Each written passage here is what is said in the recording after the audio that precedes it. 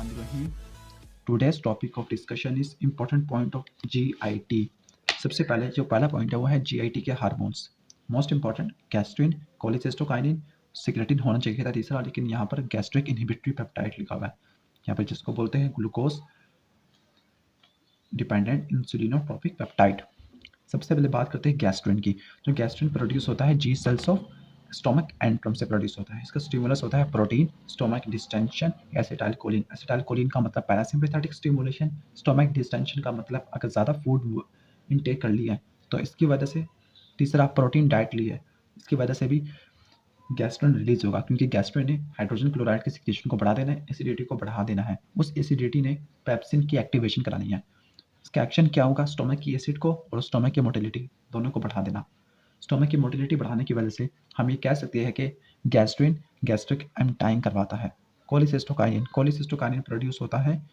तो cholecystokinin I cells of duodenum, jejunum, ileum से produce होता है. इसका स्टिमुलस होता है फैटी एसिड और प्रोटीन. फंक्शन क्या होंगे?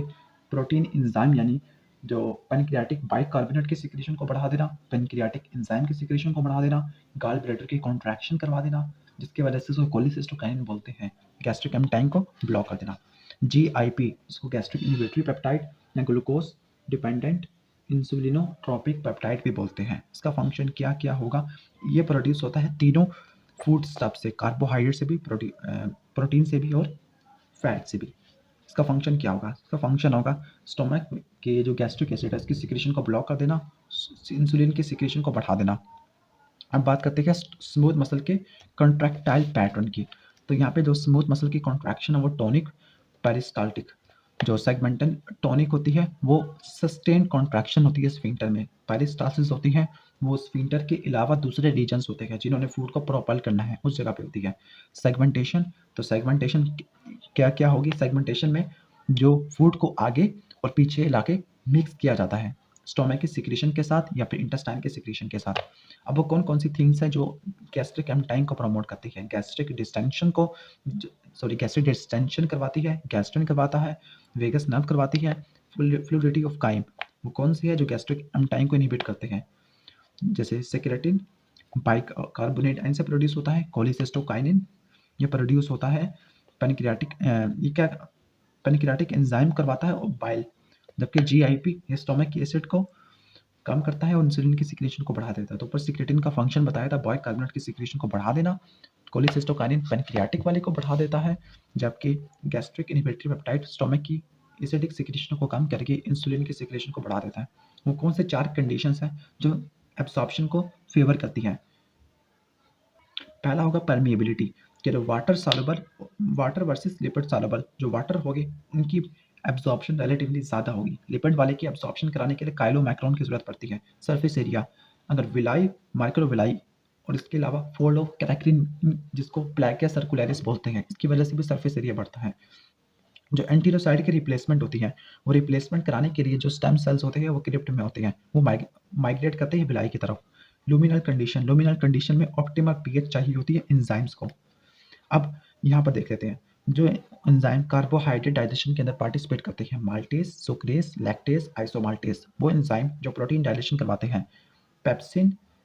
ओके, इसके साथ बात करते हैं पैनक्रियाटिक एंजाइम की. जो पैनक्रियाटिक एंजाइम है ट्रिप्सिनोजन, इसकी एक्टिवेशन कराने के लिए एक पेप्टाइड होता है, स्मॉल इंटेस्टाइन प्रोड्यूस करती है, उसको बोलते हैं एंटीरोपेप्टिडेस, जो ट्रिप्सिन की एक्टिवेशन कराता है. ट्रिप्सिन फिर अपने आप की एक्टिवेशन कराता है, फिर काइमोट्रिप्सिन की इलास्टेस की और कार्बोक्सिल पॉलीपेप्टिडेस की भी एक्टिवेशन कराता है. अमाइनोपेप्टिडेस ये ब्रश बॉर्डर पे भी होते हैं और सेल के अंदर भी होते हैं. इसके साथ अगर ये सेल के अंदर हो तो ये सिंगल अमाइनो एसिड को बनाते हैं, यानी ट्राइपेप्टाइड और ट्राइपेप्टाइड की क्लीवेज करवाते हैं. वाटर सॉल्युबल विटामिन्स और लिपिड सॉल्युबल विटामिन्स इसको छोड़ देते हैं. गैस्ट्रिक एसिड के सिक्रीटागोग, यानी ऐसे कंपाउंड जो गैस्ट्रिक एसिड की प्रोडक्शन को बढ़ा देते हैं स्टमक में. एक एसिटाइलकोलिन और वेगस किस तरह काम करती है? ये गैस्ट्रिन की रिलीज को बढ़ा देती है और हिस्टामिन की रिलीज को बढ़ा देती है. अब हिस्टामिन की रिलीज कराने के लिए 2 स्टिमुलस होते हैं, पैरासिम्पैथेटिक स्टिमुलस और दूसरा गैस्ट्रिन प्रोड्यूस कहाँ से होता है? एंटीरोक्रोमैफिन लाइक सेल से. हिस्टामिन कहाँ पे बाइंड करता है? स्टोमक के पैराइटल सेल्स के ऊपर बाइंड करता है. स्पेशलाइज्ड रिसेप्टर होते हैं जिनको बोलते हैं H2 रिसेप्टर, जिसकी वजह से जो हाइड्रोजन पंप है इसकी एक्टिविटी ज़्यादा हो जाती है. दूसरा गैस्ट्रिन एसिटाइलकोलिन की वजह से हो सकता है, क्योंकि हमने कहा था जो एसिटाइलकोलिन है वो गैस्ट्रिन की और हिस्टामिन की रिलीज करवाती है, और गैस्ट्रिक डिस्टेंशन की वजह से भी हो सकता है रिलीज, या प्रोटीन की भी। इसका एक्शन होगा हिस्टामिन की रिलीज करवा देना, स्टोमक की मोटिलिटी बढ़ा देना। म्यूकोजल प्रोटेक्शन के क्या क्या मैकेनिज्म होते हैं? सबसे पहला, टाइट जंक्शंस होते हैं जिसकी वजह से एसिड पेनिट्रेट नहीं कर सकता। म्यूकस सरफेस नेक सेल्स प्रोड्यूस करते हैं। बाइकार्बोनेट आयन जो एसिड को न्यूट्रलाइज कर देगा। प्रोस्टाग्लैंडिन जो एसिड की सिक्रेशन को कम कर देते हैं। इसके साथ साथ प्रोटेक्शन भी प्रोवाइड करते हैं। जो सिक्रेशन होती है डक्ट की और acinar cells of pancreatic duct, उसको देख लेते हैं। जो डक्ट की होती है सिक्रेशन वो होती है एक्सोक्राइन सिक्रेशन, और वो बाइकार्बोनेट की होती है। एसिनार उनकी सिक्रेशन होती है कोलिसिस्टोकाइनिन, यानी कोलिसिस्टोकाइनिन पे जाके काम करता है और ये पेनक्रियाटिक एंजाइम की सिक्रेशन करवा देगा। एक डिजीज है उसका नाम है गैस्ट्रोइसोफेजियल रिफ्लक्स डिजीज। इसको हार्टबर्न भी बोलते हैं। इसका काज होगा poor tone of lower oesophageal sphincter. Next is dumping syndrome. Dumping syndrome का मतलब जो हाई ऑस्मोलैरिटी कायम हो, वो रैपिड मूवमेंट करवा देते हैं, यानी जो हाई ऑस्मोलैरिटी होती है तो फिर जल्दी से वो स्टोमक को लीव कर देता है, जिसकी वजह से फ्लूइड की सिक्रेशन ज़्यादा होगी, फ्लूइड ज़्यादा फीसिस के अंदर लॉस होगा, ब्लड प्रेशर ड्रॉप कर जाएगा, डायरिया हो जाएगा। नेक्स्ट देख लेते हैं पेनक्रियाटाइटिस। पेनक्रियाटाइटिस का मतलब इन्फ्लेमेशन ऑफ पेनक्रियास। ये inflammation of pancreas pancreatic enzyme की सिक्रेशन को ब्लॉक कर देगी, जिसकी वजह से माल डाइजेशन, माल अब्सॉर्प्शन हो जाएगी।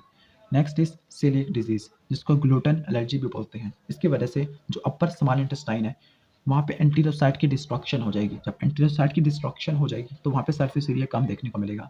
Next is Crohn disease. Crohn disease का मतलब लोअर इंटेस्टाइन की इन्फ्लेमेशन। सीलियक डिजीज में किसकी इन्फ्लेमेशन होती थी? अपर स्मॉल इंटेस्टाइन की। क्रॉन डिजीज में इन्फ्लेमेशन हो गई लोअर इंटेस्टाइन की, स्पेसिफिकली आइलियम की। ये किस वजह से हो सकता है?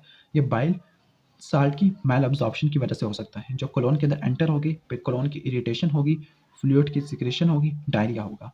नेक्स्ट है pernicious anaemia. Pernicious anaemia cause यही होगा कि इंट्रिंसिक फैक्टर स्टोमक के पैराइटस सेल से प्रोड्यूस नहीं हो पा रहा, इसकी वजह से विटामिन B12 की एब्जॉर्प्शन नहीं होगी, आरबीसी की फॉर्मेशन इम्पेयर्ड हो जाएगी। Peptic ulcer. पैप्टिक अल्सर में जो एक बैक्टीरिया होता है हेलिकोबैक्टर पाइलोरी, वो एक एंजाइम प्रोड्यूस करता है, उसका नाम है यूरिएस। वो यूरिया को तोड़ के अमोनिया प्रोड्यूस करता है। वो अमोनिया हाइड्रोजन आयन को कैप्चर कर लेगा, जिसकी वजह से Helicobacter pylori bacteria acidic environment के अंदर सर्वाइव कर सकता है। ये स्टोमक इन्फ्लेमेशन काज करेगा, जिसकी वजह से अल्सर हो जाएगा। Cystic fibrosis.